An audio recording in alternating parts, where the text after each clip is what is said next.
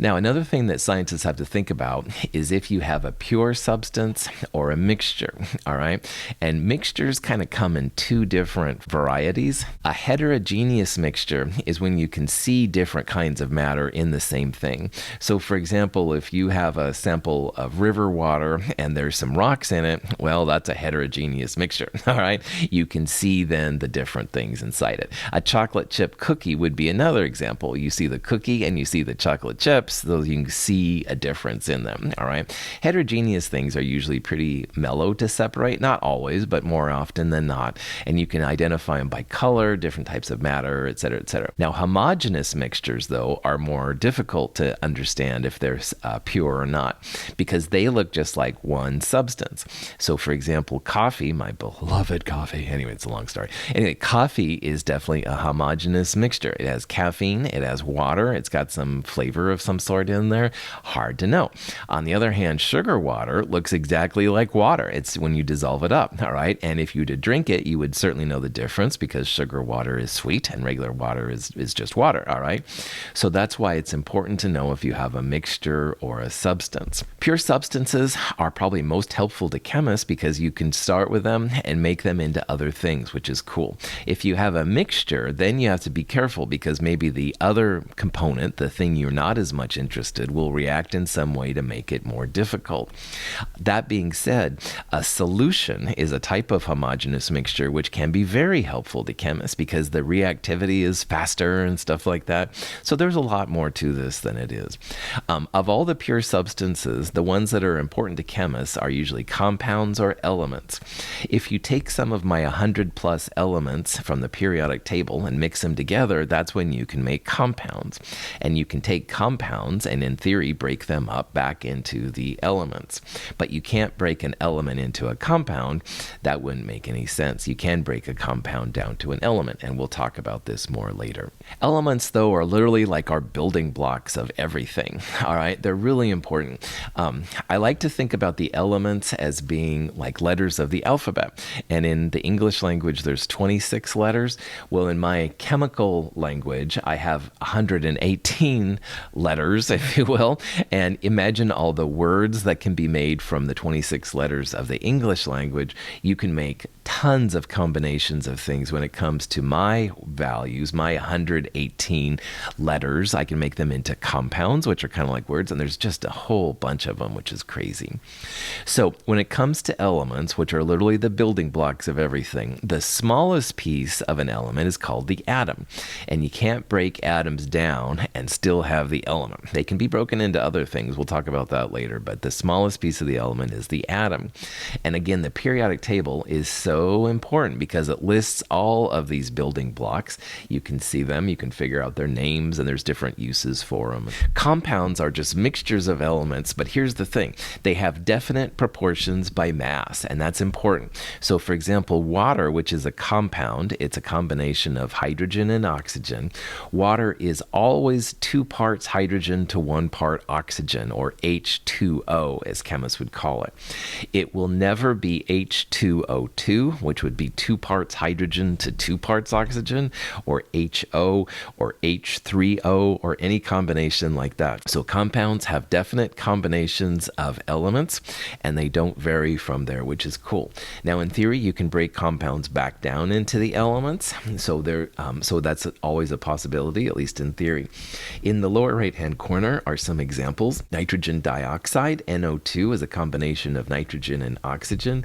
Carbon dioxide, which you might have heard of before, carbon and oxygen. So you could break carbon dioxide down into carbon and oxygen, at least in theory. We'll talk more about that later. The elements are very different from each other. Some of them are solids, some of them are liquids, some of them are gases.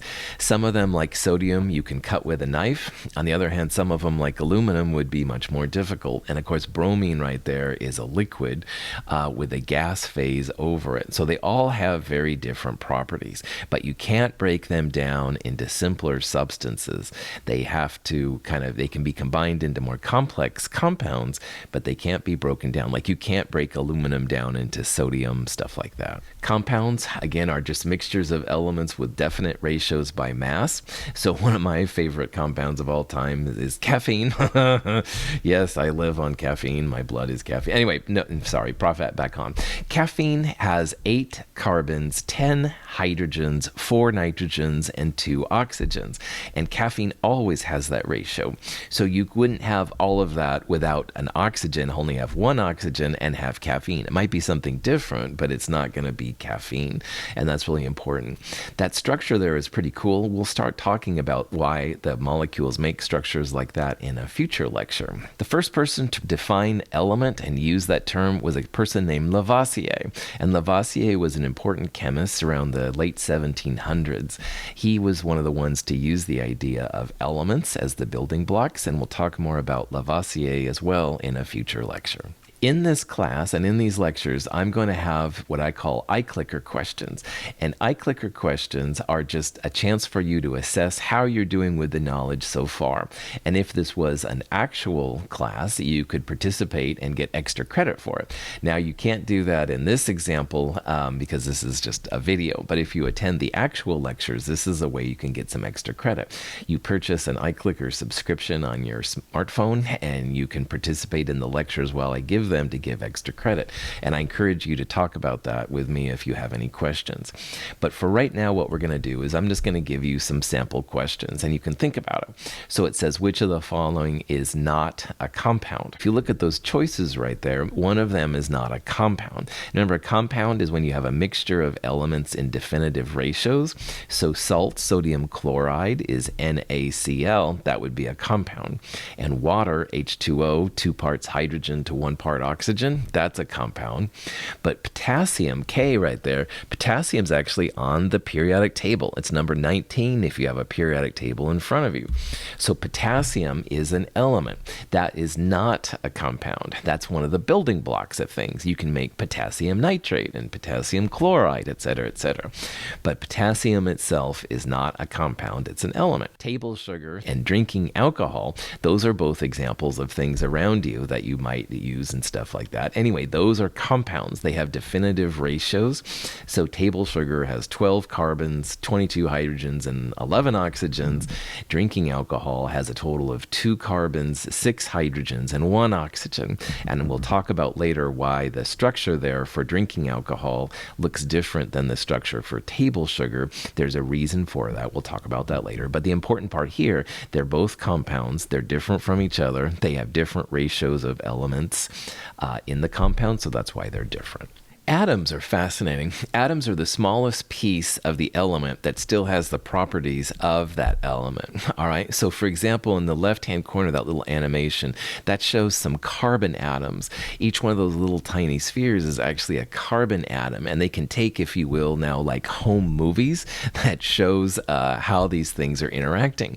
All matter moves around a little bit at normal temperatures.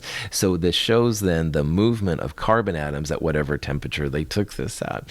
If you were at absolute zero, which we'll talk about later, then in theory that matter would stop. But most of the time we're not at absolute zero, so that's why the movement happens. Now the right-hand picture there shows some copper atoms. Copper is another one of the elements on the periodic table.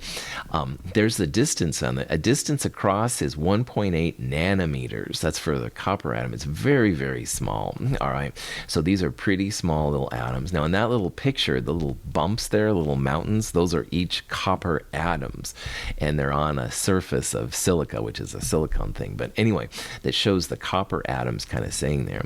Now, what's fascinating about all of this is that it wasn't long ago that chemists had no pictures of atoms because they're very, very small. It's smaller than most light that we use. We'll talk about this later. So it was very, very difficult to get pictures. But now with current technology, they're able to get little pictures and little movies, which is just fantastic as a chemist to be able to see these things and how they interact.